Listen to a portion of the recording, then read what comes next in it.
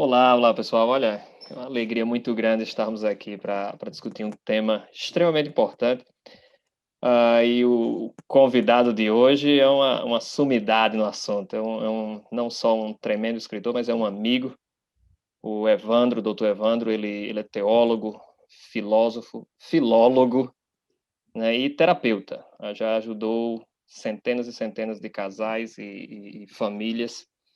E como vocês sabem, nós estamos aqui por causa de sexo, né? Nós estamos aqui a consequência do sexo. Mas Com certeza. mesmo assim, é um dos temas mais complicados na nossa sociedade, um dos temas mais complicados de se falar, né? De se dialogar a respeito. Inúmeros casais estão sofrendo frustrações por causa disso. E o doutor Evandro, ele lançou um livro recentemente, eu tive o privilégio de já adquirir uma cópia. Um livro tremendo, Faça Seu Cônjuge Gostar de Sexo Novamente em 3 semanas. E o nosso bate-papo hoje é sobre sexo, nós vamos falar sobre sexo, né? Uma das coisas que tem, que algumas pessoas quando escutam a palavra sexo já têm medo, né? E como o teólogo, o doutor Evandro também é teólogo, nós vamos entrar logo na questão de Bíblia, né? Para poder tentar desmistificar muita coisa. E depois nós vamos entrar em alguns detalhes do livro, que eu acho que pode ser uma ajuda tremenda.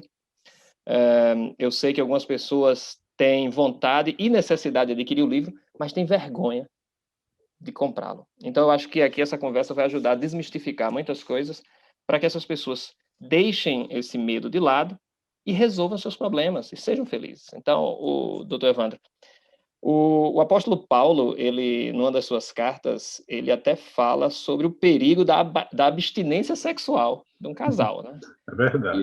Então, eu queria que você começasse primeiro falando um pouco, antes de nós entrarmos nos detalhes do livro, sobre em que momento a igreja começou a criar problemas para a vida sexual, com relação ao sexo, porque o próprio apóstolo Paulo não trata isso como algo ruim, e muito menos Deus lá na criação, quando manda Adão e Eva procriar, né?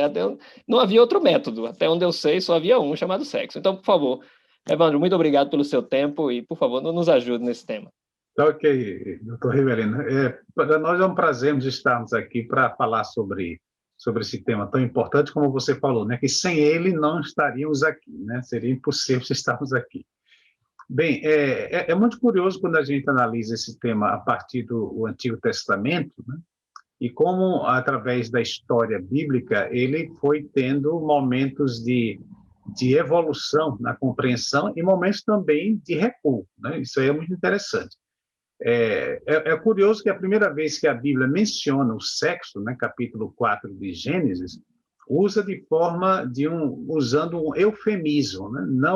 Não usa assim de forma direta, né? Diz assim: e Adão conheceu, né, a sua mulher, né, e ela engravidou, né? Quer dizer, mostrando que o verbo ali conhecer, que é o verbo yadá, que é em hebraico, que é muito interessante porque é a primeira vez que a Bíblia associa o sexo ao conhecimento, né? Ou seja, é a mesma palavra que os judeus usavam para o processo cognitivo, né?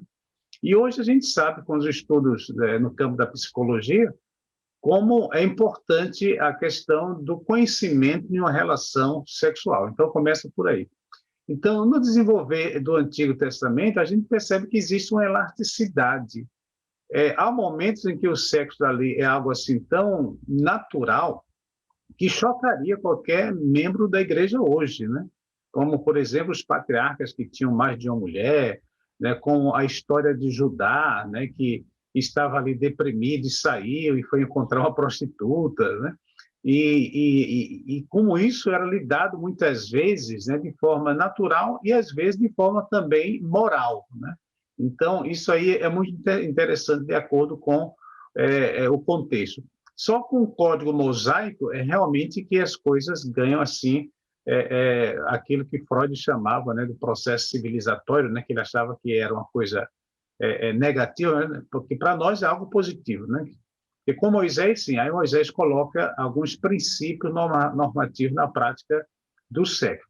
Aí vai, né? Chega no livro de Cantares, né, que na época do rei Salomão, a gente encontra pela primeira vez na literatura bíblica uma mulher protagonista numa relação sexual, né? Ela fala de forma aberta sobre sexo, que era algo assim, muito inovador, né, para aquela época, e ela chega ao ponto mesmo de convidar o marido para fazer sexo, né? Vamos para o campo, que é outro eufemismo, né? Porque no mundo antigo, até mesmo a Idade Média, mais de 70% das relações sexuais eram praticadas no campo, né?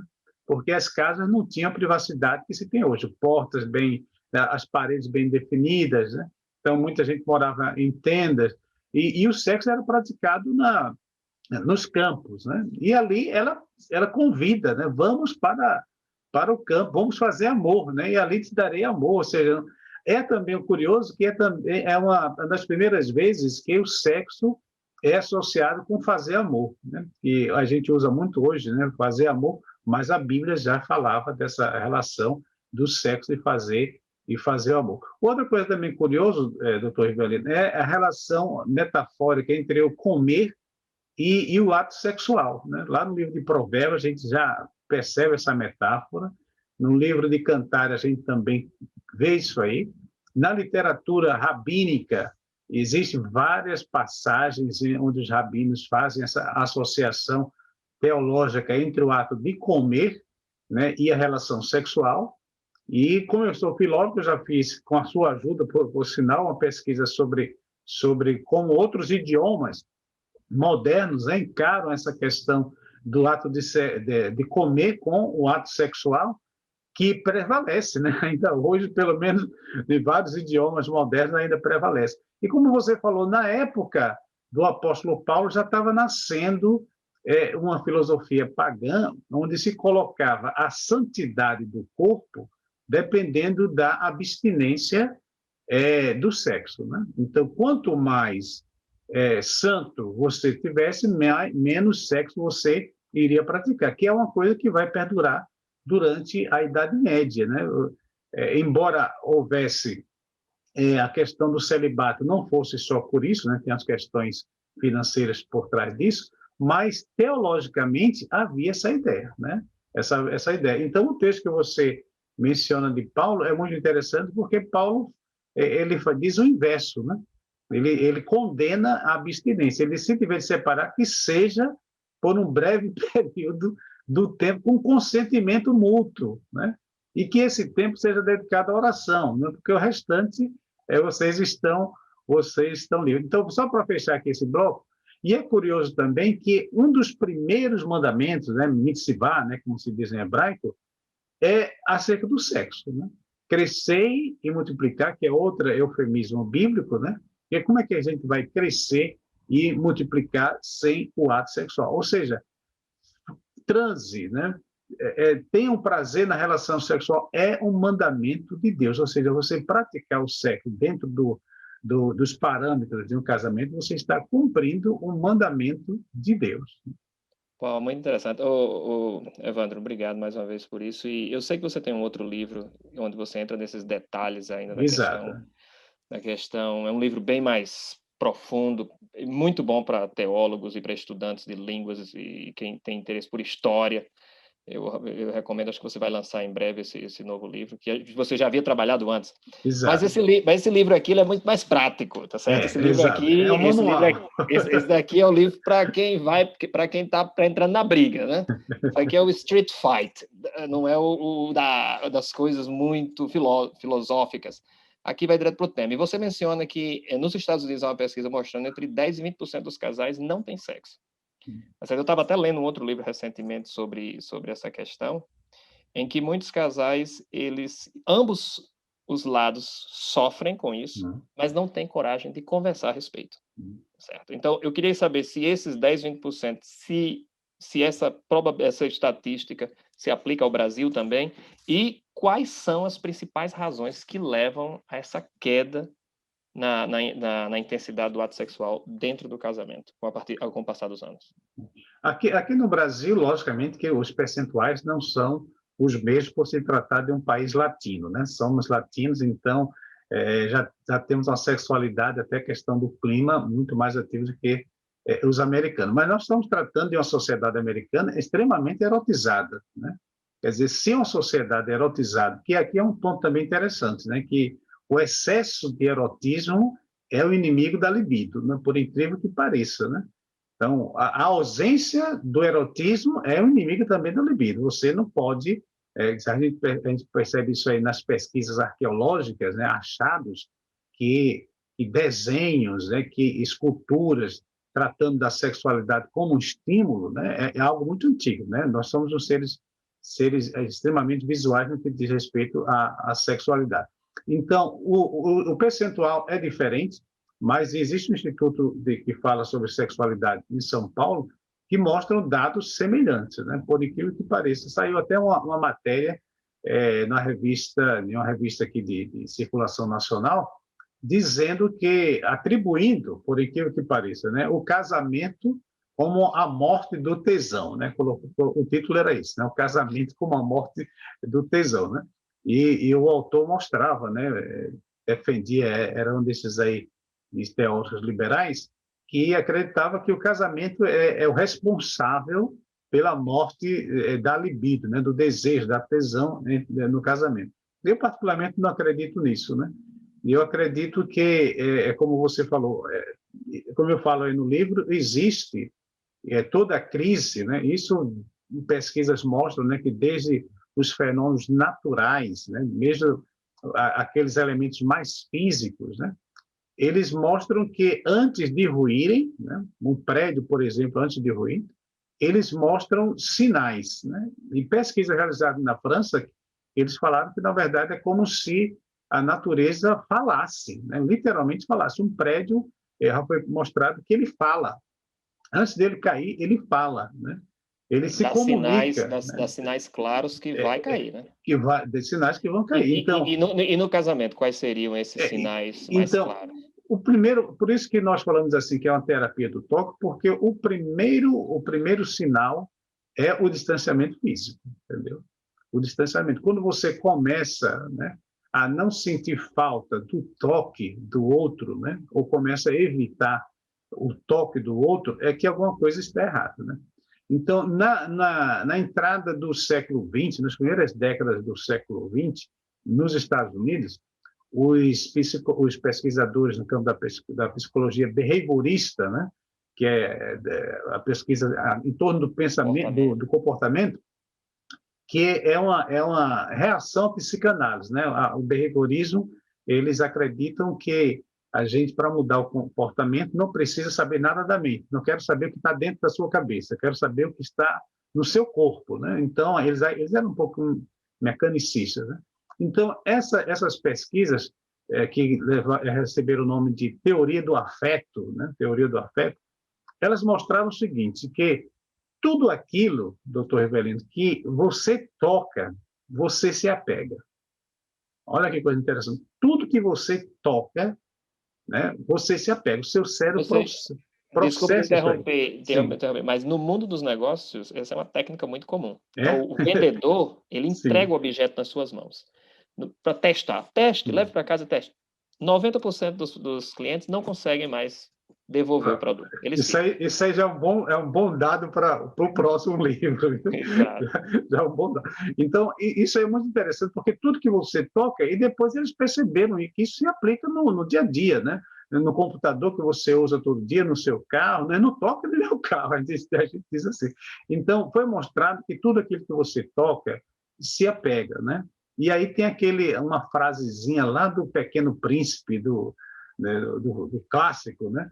Tem uma falazinha ali muito interessante, né? Quando o príncipe conversando com a raposa, né? Em torno de uma flor que ele havia plantado, né? Aí tem uma frase assim, parafraseando, né? Que diz mais ou menos o seguinte, que você é responsável por tudo aquilo que você cultiva, né? Então, em outras palavras, né? Se você toca numa planta, né? Se você cuida dela, você desenvolve, né, uma relação ali de apego, né, muito grande. Então, se o casal começa a ver esse distanciamento físico, né, porque trabalhando com casais, Evelyn, eu já observei o seguinte, casais que brigam eu conheço muitos assim, né, que brigam, é aquela coisa toda.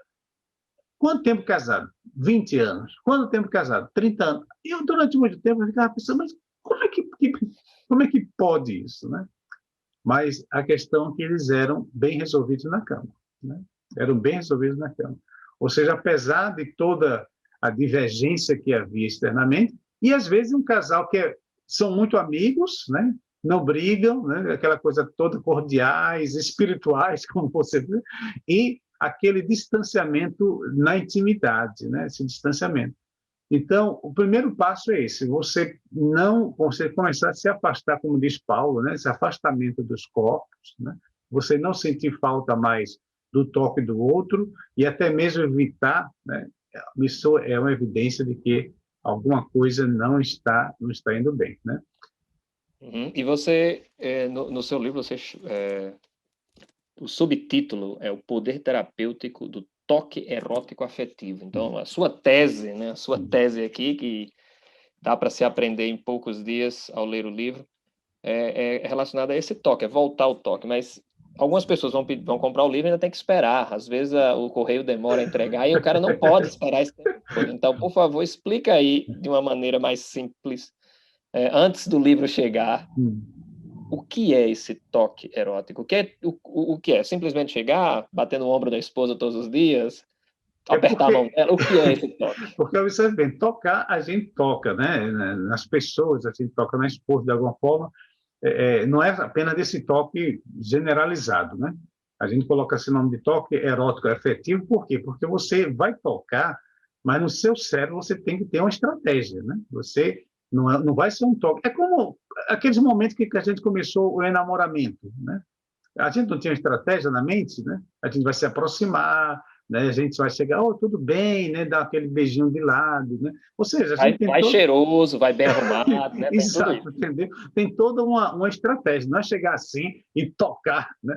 Porque isso não funciona, nem mesmo com os objetos. Veja, interessante, nem mesmo com objetos funciona. Se eu pegar nessa caneta com desprezo por essa caneta, eu não vou desenvolver com essa caneta o afeto. Então, aquela psicologia lá dos behavioristas não funciona, entendeu? Não funciona. Então, tem que haver uma intencionalidade, você vai fazer com intenção.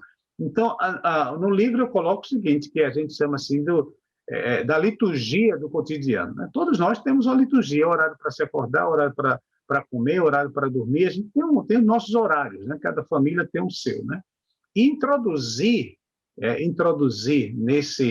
nesse cotidiano, né? Nessa liturgia, esses toques, né? Então, dependendo da intensidade da crise, né? Porque às vezes foi uma crisezinha que uma brigazinha, se afastaram, né? E às vezes não. Às vezes é algo mais grave, né? Então, dependendo da intensidade que você, logicamente, é que vai identificar isso aí você começa a introduzir. Por exemplo, não sair de casa, né, sem criar um pretexto para tocar o seu cônjuge, né?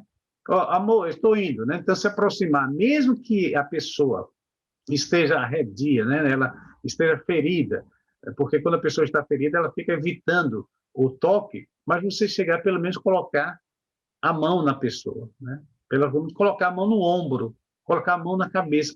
Por mais insignificativo que você pensa que seja, mas o cérebro dela e o seu está processando aquilo ali. E, Velino, fizeram pesquisas na Europa com garçons, né?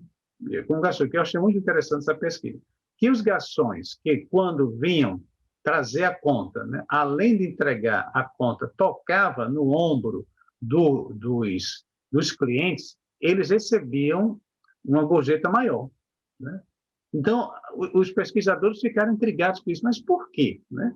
Quer dizer, só o Criou-se toque, um afeto, né? um afeto.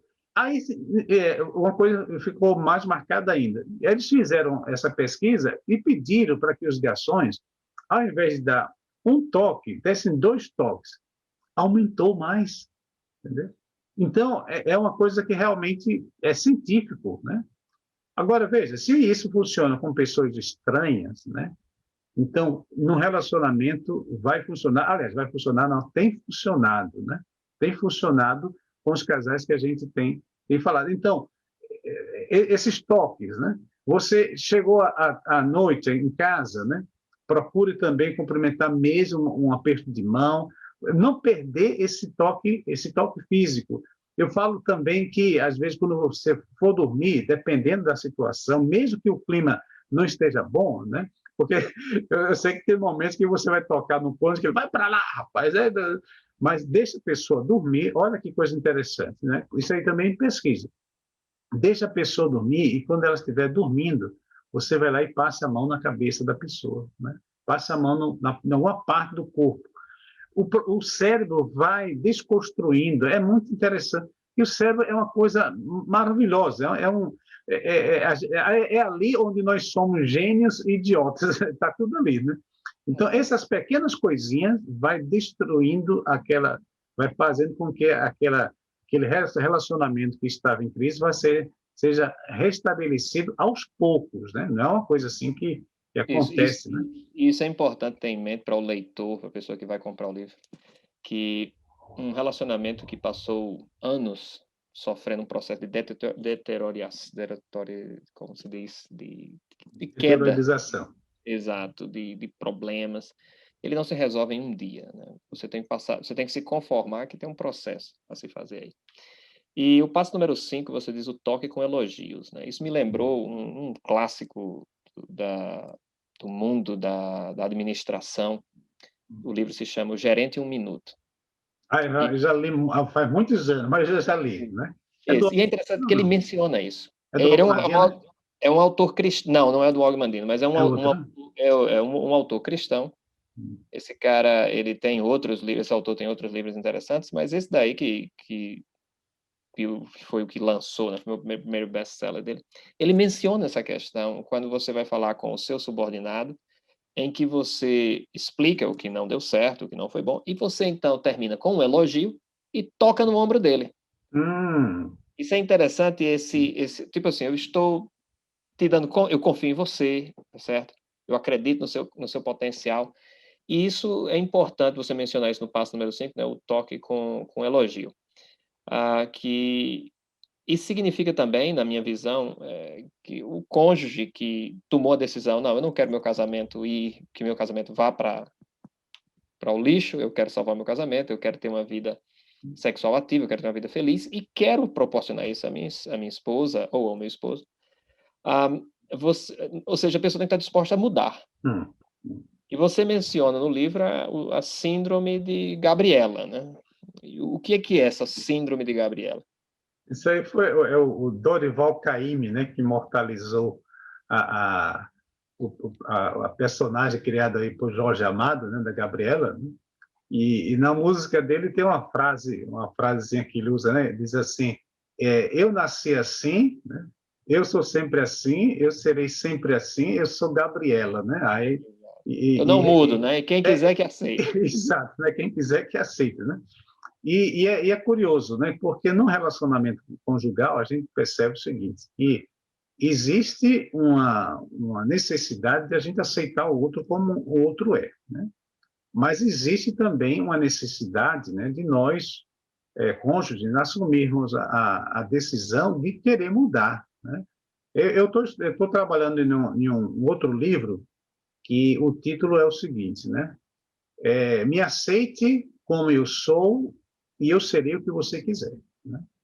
Ou seja, se você me aceitar, né, como eu sou, então eu estarei disposto a mudar, né? Então, mas isso tem que ser dito por ambos, né? Isso não pode ser de forma unilateral, né?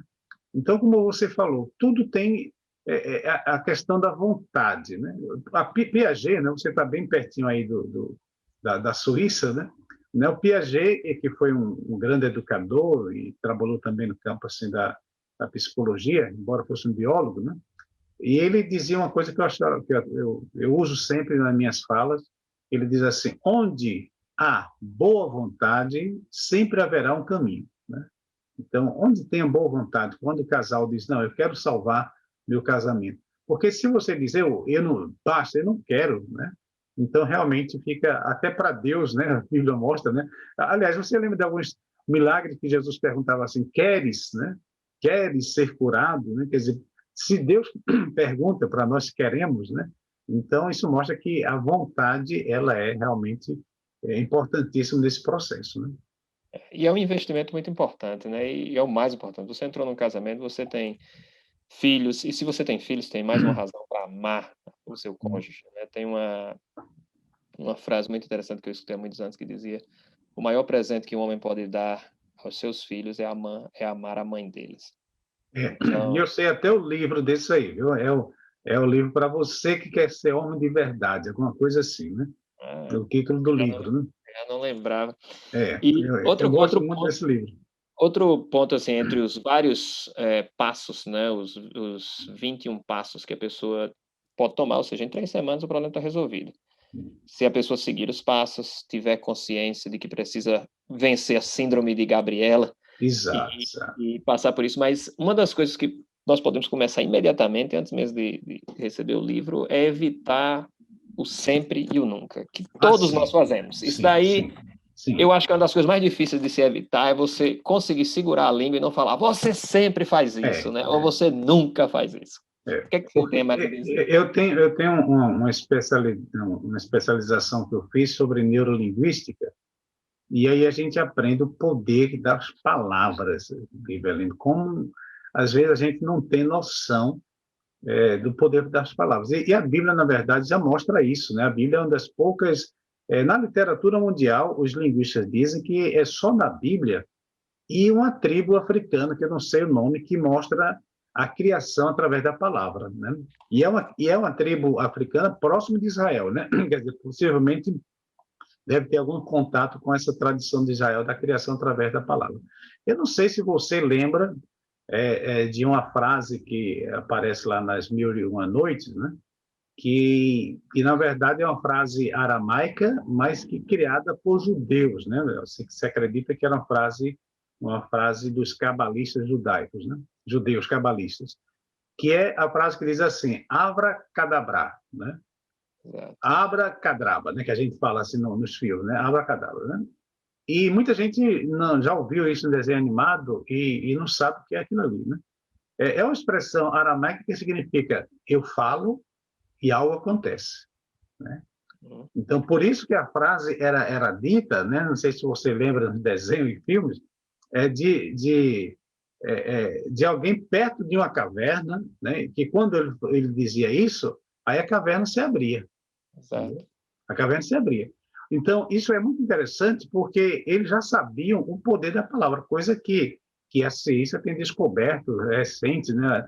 Acho que no início também do século XX, na Inglaterra, foi desenvolvida uma teoria chamada Atos da Fala, né?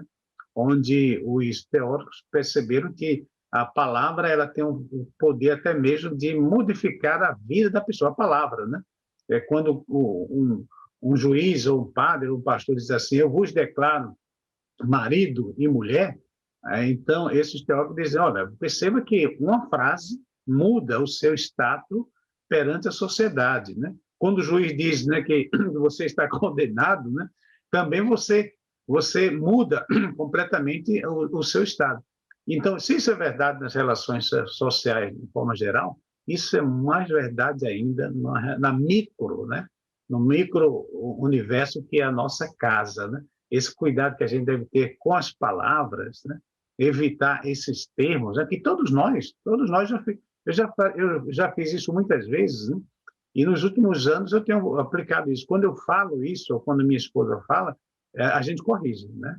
Rapaz, você sempre coloca isso aqui, entendeu? Sempre não. Sempre, não, às vezes, né? Às vezes, com certa frequência, né?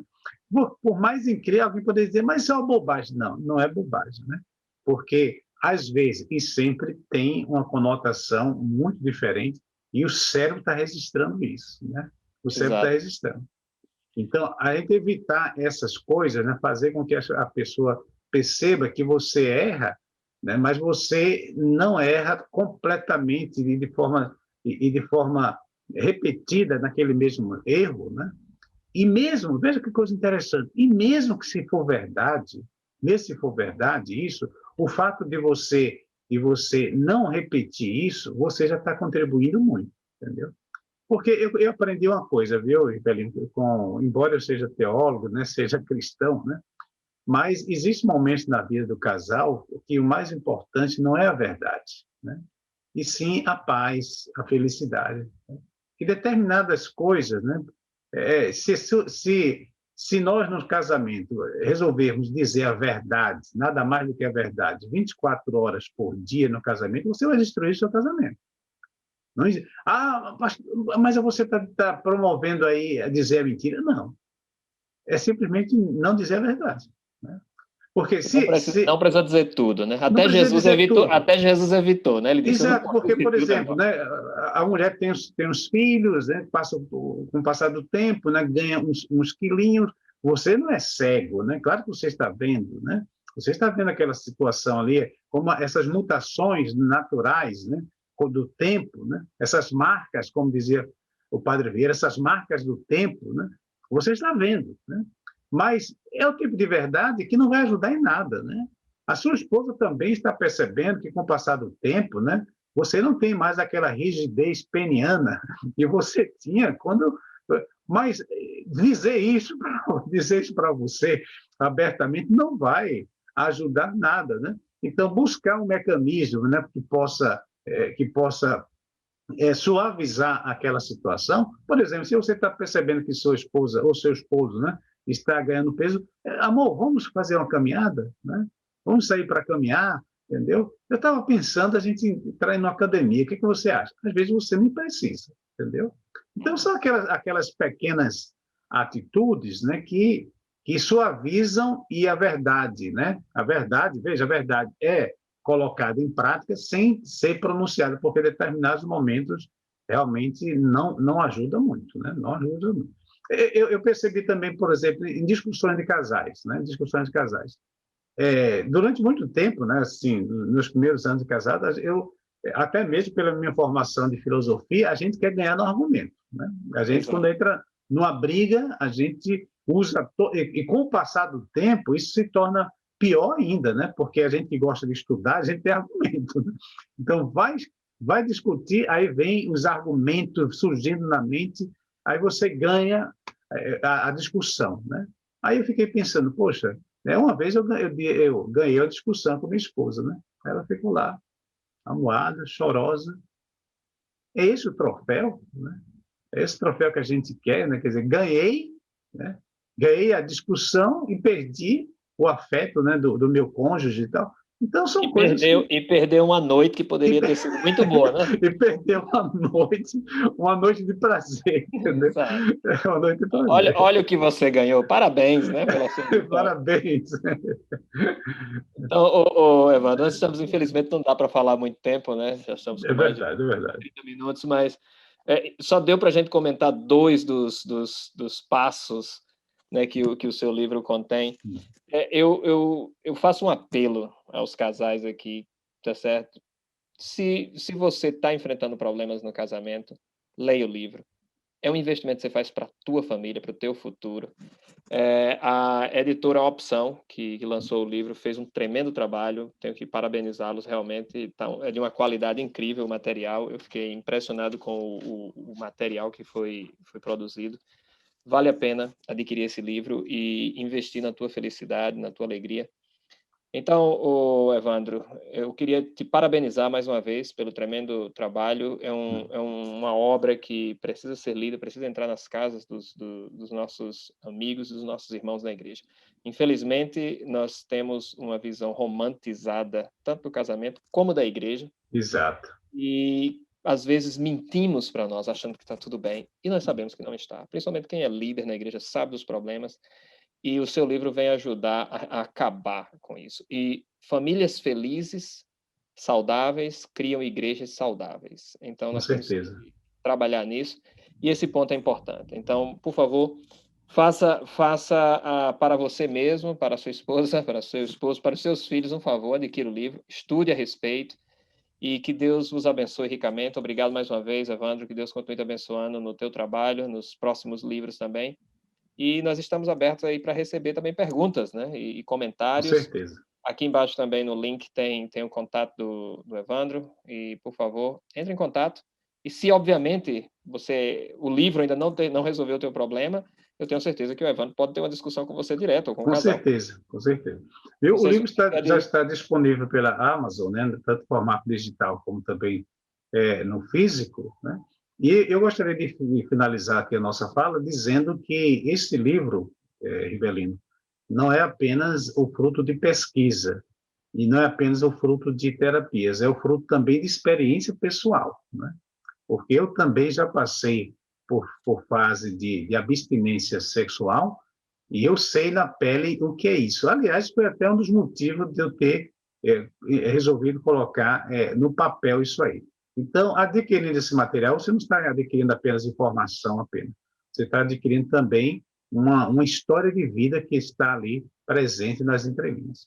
Exatamente, eu esqueci de mencionar isso, que muito aqui você fala eu, né? É, A minha pessoa, a minha família, no meu casamento, para que as pessoas entendam que passar por problemas não significa que Deus te abandonou, ou que você é exato. mau, ou alguma coisa assim, ou amaldiçoado. Não, todos nós vivemos num mundo imperfeito e existem técnicas para resolver tais problemas. Então, mais uma vez, obrigado Ok, e até a próxima.